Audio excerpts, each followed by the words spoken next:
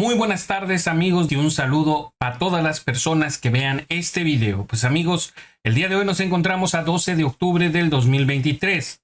Como ustedes saben, Hugo López-Gatell está tratando de ser el candidato oficial por parte de Morena para la jefatura de gobierno en la Ciudad de México. Resulta que ha hecho entrevistas con varios de estos medios de comunicación a los cuales él se refiere como medios de desinformación, y en esta ocasión se encuentra con René Delgado, este periodista chayotero, conductor de tercer grado, el cual recibe, pues la verdad, una santa tranquiza por parte del doctor Hugo López-Gatell. A usted, en razón de la función que tuvo, hay quienes lo llaman el doctor Bendiciones y hay quien lo llama el doctor Muerte. ¿Polariza usted? Sí, hay minorías en el país que tienen posiciones muy intensas respecto a la transformación y que han visto que la transformación les ha ido restando espacios. En algunos casos es una percepción sin fundamento. Sabemos, por ejemplo, que en esta administración que se logró sacar a 5 millones de personas de la pobreza, al mismo tiempo las ganancias del empresariado mexicano en su conjunto y la bonanza económica para los sectores adinerados ha sido no se me habla tanto. Histórica. Estamos hablando del doctor López-Gatell. Pero regreso al punto. A ver. Cuando yo participé en la encomienda que tuve, no solo por el cargo formal que tuve como subsecretario de Salud Pública y mis responsabilidades legales, sino también por la encomienda específica del presidente, directamente de él, para que yo fungiera como coordinador y como vocero de la respuesta a la pandemia, automáticamente las fuerzas políticas que no quieren la transformación me vieron como el blanco directo con el que podían canalizar sus distintas críticas. Y no olvidar, el trabajo que hicimos antes de la pandemia de COVID incluye políticas públicas que han restringido este problema de la comida chatarra, la bebida chatarra, también el tabaco, que son los enemigos grandes de la salud pública, y eso obviamente en compañías globales muy poderosas levantó una insatisfacción muy grande que se canalizó hacia mí. Usted me está diciendo, son minorías los que me repudian. Numéricamente lo son, 80% apoyar la transformación. Yo hice bien mi trabajo, tiene usted la conciencia tranquila. Bueno, esa pregunta no solo me la han hecho, yo mismo me la hice todos los días durante la pandemia de COVID y me la sigo haciendo todos los días. Es mi costumbre, es mi moral, es mi ética. La reflexión que tenemos es que esto está reconocido por los organismos internacionales de salud. La respuesta ante el COVID que se dio en todas las naciones es muy semejante. Las medidas de salud pública que en su momento había antes de tener vacunas fueron muy semejantes. El confinamiento, las medidas de promoción de la salud, el acceso oportuno a los servicios de salud, etcétera. Con particularidades, en México sostuvimos, y yo sostengo hasta la fecha, que las medidas de prevención no se pueden imponer autoritariamente. Y eso fue parte de la narrativa que estos grupos que tienen intensas antipatías hacia la transformación exigían una actitud autoritaria, como la que se dio en muchas naciones, incluidas las europeas. ¿Usted piensa contar con la simpatía electoral de los capitalinos para gobernarlos? La simpatía es un fenómeno que no se puede parar a la transformación. Y perdón que se lo diga, yo sé que en estos medios suelen querer no pensar en ello. La desigualdad social del país ha sido insultante, monstruosa. A ver, pero estamos hablando pero es que escúcheme lo que digo. Por eso, si usted lo que quiere es reducirme solamente para que yo hable de mí y no hablemos de la realidad, es parte de ese fenómeno. Ustedes quieren desconocer la realidad social. Espero que no sea su caso, porque sería muy lamentable. Usted me está planteando, ¿usted cree que tenga la simpatía? La simpatía la vemos en las calles. Estamos haciendo recorridos de terreno a pie, sin acarreados, sin dinero corporativo, sin manipulación. La gente se vuelca a agradecer, se quieren tomar fotos, es la expresión contemporánea de la simpatía, y no se expresan gracias por lo que hicieron de cuidarnos durante la pandemia, gracias por los 220 millones de vacunas que se aplicaron en tiempo récord, gracias porque le llegó a los desposeídos. Incluso anotan qué hubiera sido de México si los gobiernos anteriores corruptos les hubiera tocado gestionar la pandemia. Entonces, yo la simpatía no es que me la imagine, es que la veo directamente. Ahora, esa simpatía raramente tiene acceso en los medios corporativos que no quieren ver al pueblo y no quieren ver la realidad.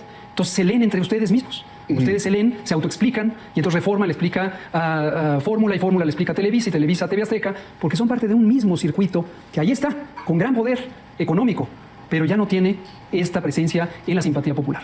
Perdón que se lo diga, René. ¿Se expresó usted con libertad? Sí, por supuesto. Sí, no lo interrumpí. Claro, yo le agradezco que me haya recibido en el programa y que me permita decirle eso a su audiencia, que raras veces oye este planteamiento. Pero se expresó con absoluta libertad. Yo espero que sí, pero si tiene otra pregunta... No, lo que quiero es que me responda a la original. ¿Usted cree que resulta simpático al electorado de la ciudad? ¿Qué les dice a los familiares de las personas que fallecieron y que acusan negligencia por parte del Estado, donde la política la lleva a usted? ¿Qué les dice? Sí, usted se está refiriendo a una minoría del país que merece... René, lea números. Este es un medio en donde se leen números. La minoría del país que ha enarbolado este discurso en mucho estimulado, abusando de su dolor, porque perdieron personas heridas, abusando del estado de indefensión que nos causó a todo el mundo, a los 8,000 millones de habitantes del mundo, un agente minúsculo, un virus, pero que causó un daño impresionante en todo el mundo, ese ha sido explotado sistemáticamente por estos medios. Ustedes no se ofendan, perdón, cuando el presidente les dice medios de manipulación masiva, pero la historia lo ha demostrado. Entonces, este fenómeno, déjeme decirle que científica y técnicamente la propia Organización Mundial de la Salud lo reconoció como un fenómeno que se llama infodemia. Espérame, doctor, yo estoy procurando darle espacio a su dicho, pero también yo le ruego que conteste las preguntas que se le hacen. Así es. ¿Qué le dice Lo que a le digo los es eso. familiares Mire, de las personas muertas a causa de la pandemia a mí me que gusta, advierten negligencia? Ya le oí su pregunta y se la estoy respondiendo. Lo que le digo es lo que le estoy diciendo a usted, pero se lo puedo decir a esas personas porque yo acostumbro dar la cara, yo acostumbro abrir los brazos y aquí estoy. Yo vengo a estos medios corporativos porque no le tengo miedo a que me hagan preguntas capciosas, mañosas o preparadas. Me impresiona la consistencia de la narrativa en todos los medios corporativos en los que he ido.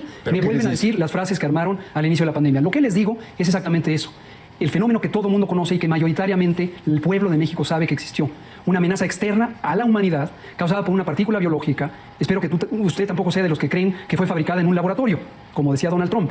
Entonces, es un fenómeno natural. Va a seguir habiendo pandemias. Algunas serán tan agresivas como esta, y este fenómeno afecta a toda la humanidad. Ahora hay 3 lecciones técnicamente. A ver, espérame. ¿Me permite que le diga a la audiencia lo que me pidió decir? Pero es que lleva 2 minutos y no le dice nada. Le estoy diciendo esto. Le estoy diciendo que hubo 3 lecciones aprendidas que reconoce la comunidad científica mundial. La primera, la desigualdad social, la injusta distribución de la riqueza, causó la mayor determinación de que a la gente le fuera mal o bien con el COVID. Y eso lo sabe la gente. Lo segundo, el estado de salud de la población mexicana, en primer lugar en hipertensión, en diabetes, en obesidad y sobrepeso, por muchos años, producto de la comida chatarra y la bebida chatarra, a la que le pusimos límites y por eso están tan enojados, y por eso nos atacan, pero es una lección aprendida, técnicamente aprendida. Tercero, le voy a decir una que ya sabe, pero también se la digo y le recuerdo a la población. El sistema de salud de México dejó de desarrollarse en los años 80 porque vino la tendencia privatizadora que lo desmanteló, lo descapitalizó. Estamos hablando de una reducción de 40% en el presupuesto del IMSS, 60% en el ISSSTE, se envolvió en corrupción y dejó de ser un sistema útil. En ese contexto recibimos a la pandemia y en ese contexto tratamos a marchas forzadas de expandir la capacidad y logramos expandir 6 veces las camas hospitalarias. Entonces, esas son las lecciones aprendidas. Usted me dice, ¿qué le dice a la población? Esto yo lo no digo a la población repetidamente. Bueno, pero la población incluye a los que discrepan. Ojo. No, yo me refería a los familiares que están enojados, de las personas que murieron. A ellos. ¿Usted tiene familiares que murieron? Yo, como todos, yo creo. Yo lo tengo también. ¿Usted estuvo hospitalizado? No. Yo sí. Yo estuve hospitalizado por COVID y la mamá de mi hija, mi compañera de vida, también, al mismo tiempo. Entonces, no lo traten de poner como que es una situación extraña, de que no nos involucramos. Doctor, ojo, usted se dedica a la política, pretende un puesto de elección popular, pero hay veces que la función pública que uno desempeña limita la posibilidad de ser aquello que uno quisiera ser. Si el pueblo considera que yo no soy la persona idónea para encabezar la transformación en la Ciudad de México y eventualmente por el proceso convertirme en alguien que dirija la Ciudad de México, es el pueblo quien lo debe decidir. Pero ahora, lo que es importante es que déjeme más decirle esto, es muy importante que estas minorías, ya sea políticas o los grupos voceros del interés económico, no quieran decidir por el pueblo. Lo que están haciendo, por ejemplo, en los candidatos del interés corporativo, es una decisión de dedazo, a modo. Creo que no se ha comprendido que transformar la ciudad incluye un proceso de democracia, y eso es que el pueblo decida. En el 2021 perdieron prácticamente la mitad de la ciudad. 9 de las alcaldías están en manos de la oposición. Perdieron a las clases medias, agraviaron a las clases medias. Qué importante que lo menciona. ¿Qué les dice? Les digo mucho. ¿Qué les dice? Les digo varias cosas. Lo primero, hicimos un balance juicioso y autocrítico de ese proceso. ¿Hicimos quiénes? Los que participamos en el movimiento de transformación, en los distintos foros y espacios. Y hay lecciones muy útiles. Le voy a decir 2 importantes que seguramente le darán gusto porque es una reflexión autocrítica. La primera, identificamos que efectivamente hubo un alejamiento con respecto al pueblo, sobre todo en el nivel de las alcaldías. Hubo alcaldes o alcaldesas que no rindieron cuentas, que quisieron perpetuar prácticas corporativas de manipulación de la sociedad y que no resolvieron problemas concretos. Una segunda lección autocrítica. Hubo un alejamiento del electorado en el sentido de que el movimiento de transformación, embebido en cuidar al pueblo de la pandemia, no pudo hacer la propaganda política que sí estuvieron haciendo activamente los partidos de la oposición. Pero hay un fenómeno más, que espero usted también lo tome como una lección. Quizá para celebrarlo, la prensa corporativa se encargó de explotar el dolor y la incertidumbre de las personas para crear ese discurso enemigo de la transformación, y eso tuvo un impacto positivo también para ustedes y finalmente llegó a esa dinámica electoral. Hoy pensamos que la sociedad está más serena, la sociedad ha podido reflexionar, la sociedad ya se desprendió de esas manipulaciones y hoy está viendo con mucha precisión quiénes son las alternativas para salir adelante profundizando la transformación. ¿Por qué desprecia tanto a la sociedad, doctor? Ojo, ¿usted dice eso? Yo lo digo. ¿Dónde están sus pruebas? Pues lo que está usted diciendo. Fíjese qué fácil es el discurso construido, René. No, permítame. Dice usted que fueron manipuladas, que fueron de algún modo llevadas por los medios de comunicación.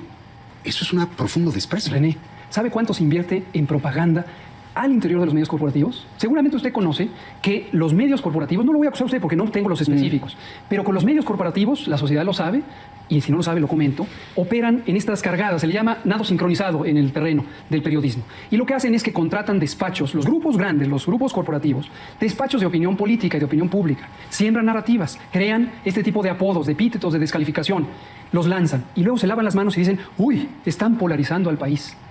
¿Usted va a reconciliar a la ciudad? Yo lo que le voy a decir es esto. Si Mi la pregunta convicción, es, sí, ¿va a se lo voy a reconciliar? platicar. Mi convicción, que ha sido de siempre, no necesito cambiar. El otro día me decía una periodista muy afamada en un programa, me decía, ¿cómo va a cambiar para que le crean?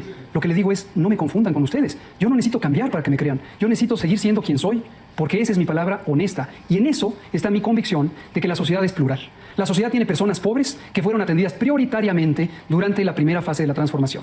Pero también la sociedad tiene una extensa clase media en donde hay el deseo de progresar económica y socialmente a través de la educación, a través de crear un patrimonio honesto. Y cuando uno piensa en un gobierno, es mi convicción, el gobierno debe tratar con justicia a todas y todos, no solo los afines. Los gobiernos son para el conjunto de la sociedad y eso incluye esa vigorosa y honesta clase media, que no es lo mismo que las cúpulas que explotaron al país a partir de la corrupción. Usted parece víctima, doctor. Yo no soy víctima, yo soy parte de una sociedad que ha vivido Pero 40 años todo ha sido subsumida producto- en la corrupción, o la va a negar. Ah, bueno, pero usted trabajó ¿No en el existe la sexenio corrupción? pasado. No, yo no trabajé. ¿no? Yo era un funcionario público. Digo, si ser un investigador en un Instituto Nacional de Salud es trabajar para un gobierno corrupto, pues nadie podría trabajar en el gobierno mientras gobiernan los corruptos. Pero es que se dan unos baños de pureza a usted, para no generalizar, que verdaderamente ¿Le sorprende. ofende? ¿Usted la corrupción, para usted la corrupción no existe? No, desde luego que me ofende. ¿Existe la corrupción? Claro que existe ¿Existió? la ¿Le puede corrupción. poner nombre y apellido? Existe, sí. A ver, dígame. López-Gatell. Ah, ¿eso es corrupción?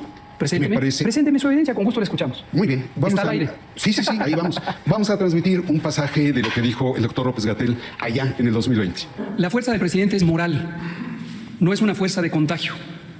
En términos de una persona, un individuo que pudiera contagiar a otros, el presidente tiene la misma probabilidad de contagiar que tiene usted o que tengo yo.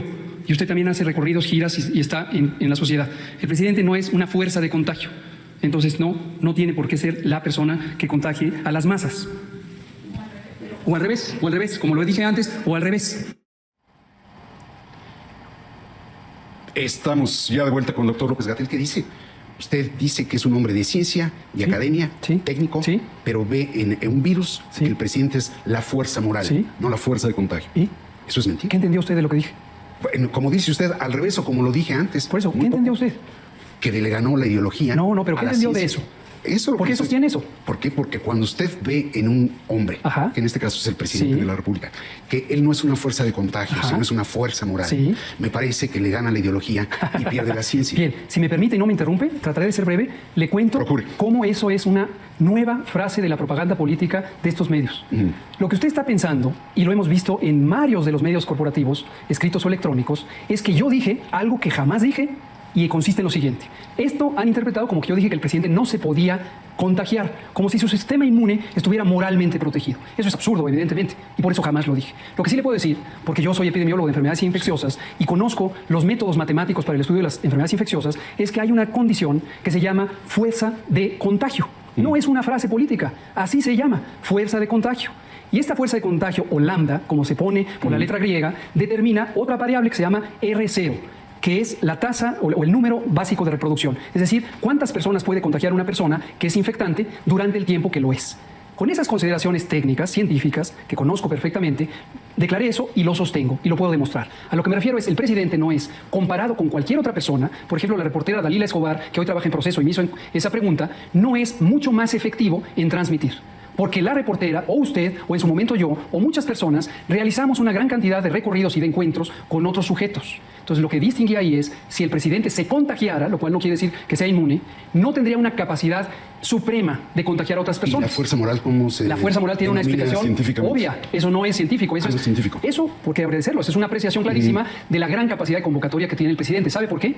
Porque le creen, le creemos. Y eso está basado en un principio que es esa integridad y esa honestidad. Ustedes no lo ven, pero el pueblo lo ve de manera clarísima. Generaliza usted mucho. Déjeme ir a un corte. La verdad, muy buenas las contestaciones, las respuestas que emite el doctor Hugo López-Gatell, quien pone en su lugar a este chayotero. Y ante las preguntas que hacía el periodista René Delgado acerca de cómo lo acepta la gente, la población en la Ciudad de México, Bueno, pues aquí está parte de la respuesta. Yo celebro que no solamente haya del doctor Gatell, que no haya bardas pintadas, carteles tapizando las calles, sino diálogo. Y eso es lo que uno esperaría de un gobierno de izquierda. Como ciudadanas, ciudadanos, no solo tenemos demandas, tenemos ideas, tenemos propuestas. El tema de la seguridad, con el tema del autocuidado, con el tema de la salud, con el tema... Son pedazos de un rompecabezas, ¿no?, que estamos aquí tratando de armar. Para muchas feministas es importante situarnos, ¿no?, y compartir desde dónde estamos hablando.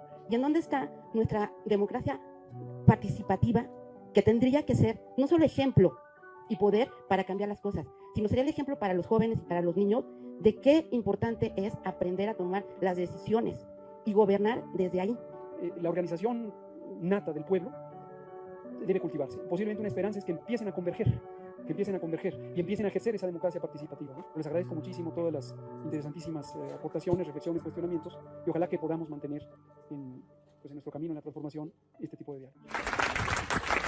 Pues ahí lo tienen. Esa es la respuesta, cómo lo están recibiendo al doctor Hugo López Gatell en cada uno de sus eventos y sobre todo dando la cara, como él dice, recorriendo la Ciudad de México. Pues amigos, esa es la información que yo tengo por el momento. Espero que les haya gustado.